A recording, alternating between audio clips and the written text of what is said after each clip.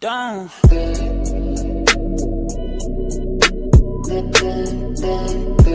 you for being here, and with that, I'm going to start taking some questions. How about a question from in here? You, sir, with the mustache. Yes, go ahead. Get the mic into him.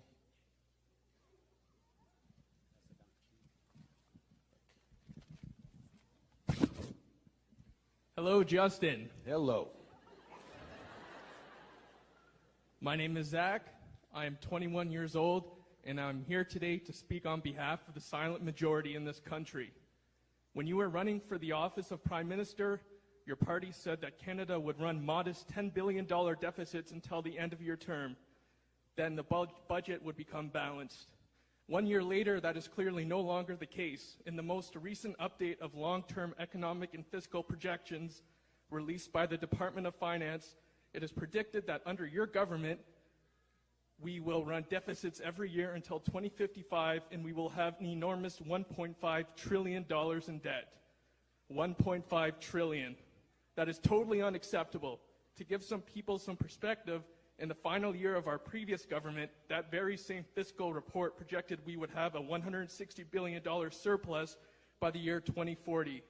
Justin, what are you doing to this country? You are intentionally setting up millions of young Canadians like myself for complete and utter failure. And what? And for what? To pander to your own moral superiority complex? If you care about young Canadians and the future of this country, you need to stop what you are doing right now. No, please, please. Hey, everyone. This is an open town hall, if you needed proof. And we'll let Zach finish his question, please. My question is this. What, if anything, are you going to do to curb your insane and reckless spending habits, which are on the verge of being criminal, to make sure that we do not end up being $1.5 trillion in debt, as your government predicts? Okay. Thank you. Now, in the last election, three parties were in significant contention for earning the trust to govern this country. Two of them made the decision that they were going to balance the books at all costs.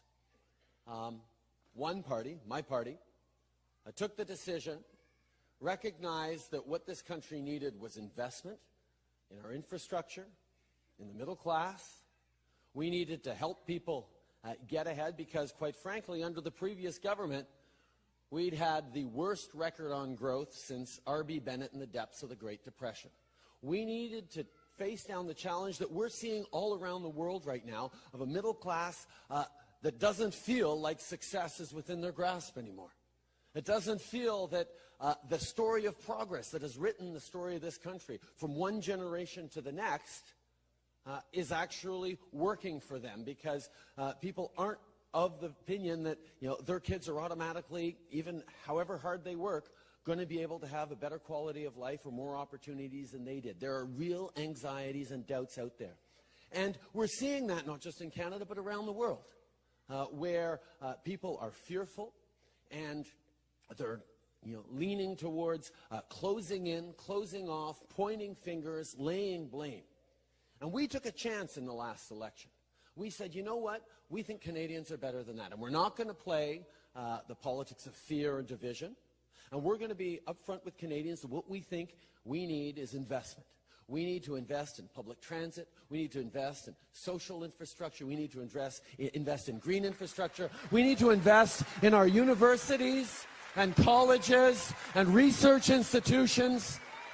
We need to invest in our young people. We need to invest in the middle class and those working hard to join. And the first thing we did was we lowered taxes on the middle class and raised them on the wealthiest 1%. And I'm making a jump here, Zach, but I assume that the people you voted for, the Conservatives, voted against that particular measure to raise taxes on the wealthiest 1% and lower them on the middle class.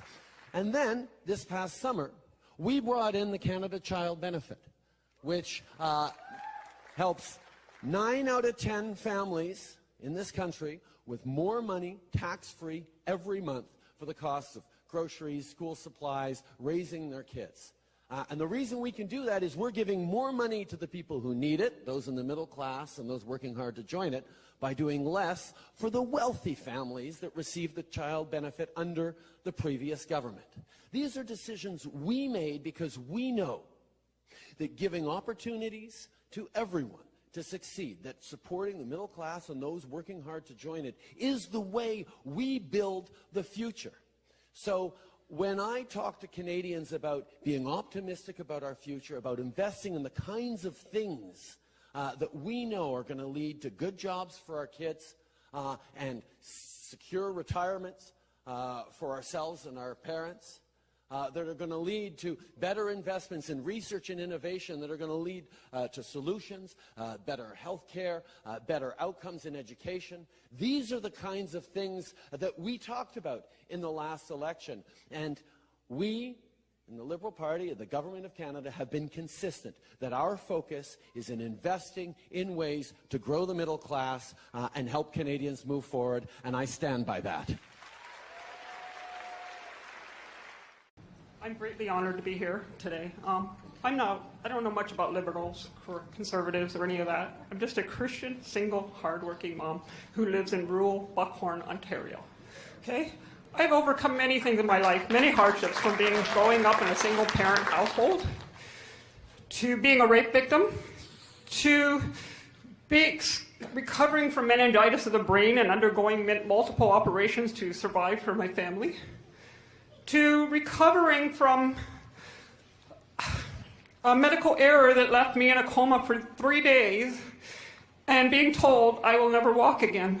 But I'm here today, Mr. Trudeau, very honored and proud to be a Canadian, because we live in a system that offers medical help, and we offer programs that help people with disabilities go back to school and better themselves.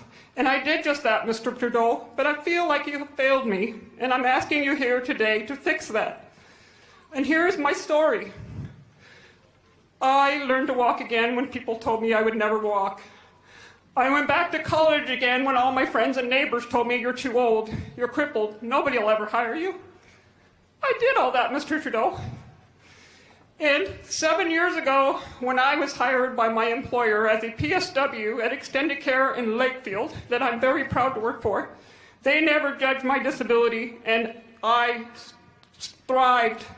I thrived. I told my coworkers and my family that I'm Canadian, and 2 years from today, when I started that job, I told them I was going to buy my own home. A single mom living in Ontario, Canada, making $20 an hour. I lived off Kraft dinner, hot dogs, whatever it took to survive.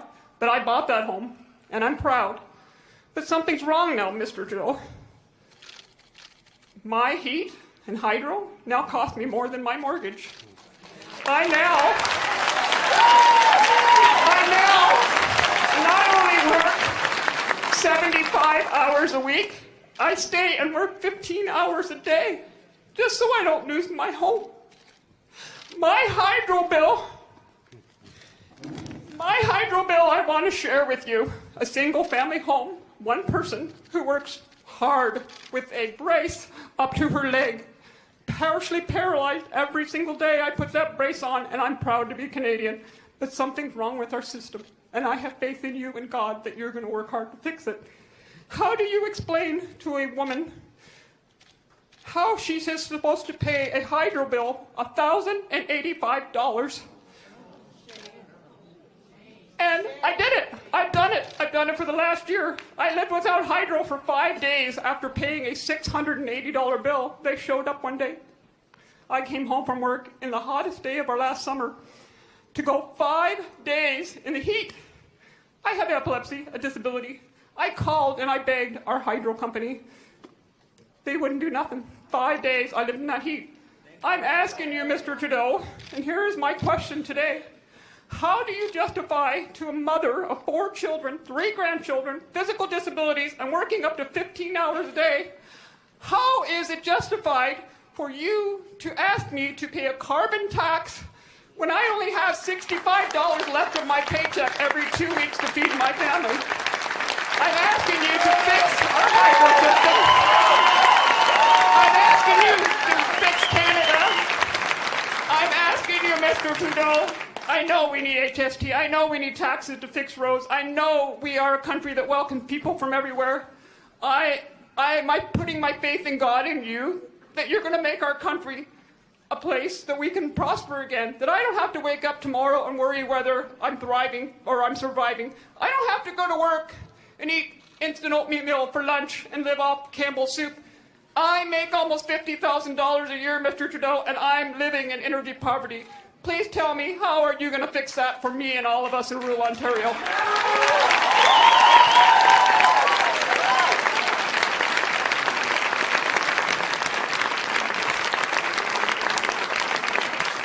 First off, on behalf of everyone here, let me say thank you, not just for everything you do, but for sharing that extraordinary story with us. Your strength, your determination is an inspiration and an example to us all. We are a country in which anyone with a quarter of your strength, of your drive, should be thriving and focused on how are you going to spoil your grandchildren with all your energy, as opposed to how are you going to get through the week or the day. A lot of different elements come into your question. A number of them are provincial.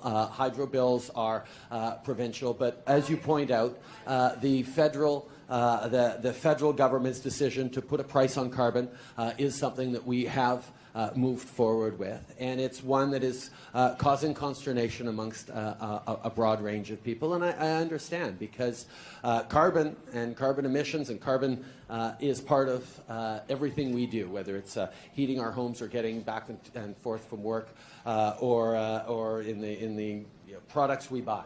How do you justify a person who's barely surviving having to pay for infrastructure for public transit in Toronto who lives in the country? No, I entirely agree. How do you justify making money to provide for rebates for people to buy $150,000 electric cars when most of us can't even afford a $20,000 car? Indeed. We need to realize that we are in a time of transition right now.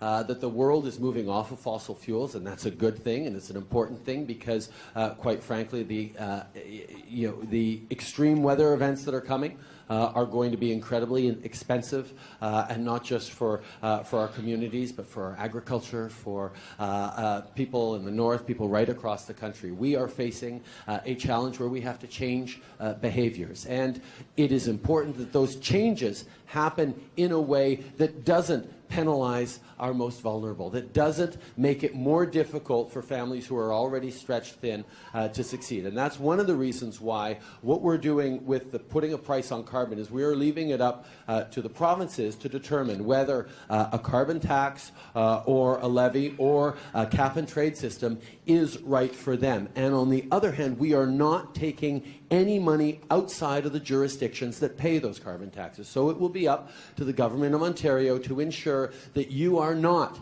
penalized, that folks like you don't... We haven't brought in any carbon tax yet, ma'am.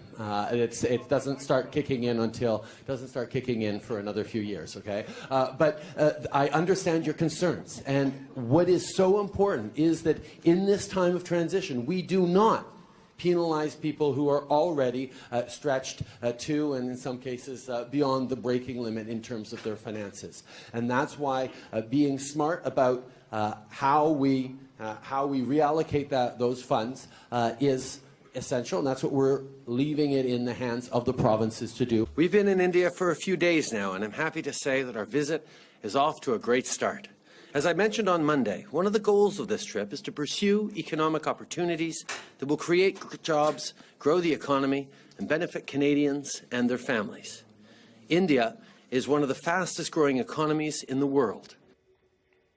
How quickly things change. That was Justin Trudeau speaking from India on Wednesday. He was just facing a few international problems, but now he's on much shakier ground after an attempted murderer, an Indian separatist, was invited to a formal reception with the Canadian delegation. There was a photo of the man with Sophie Gregoire Trudeau being shown over and over and over again in Indian media. Canadian media resorted to shouting questions at the Prime Minister across a cricket pitch.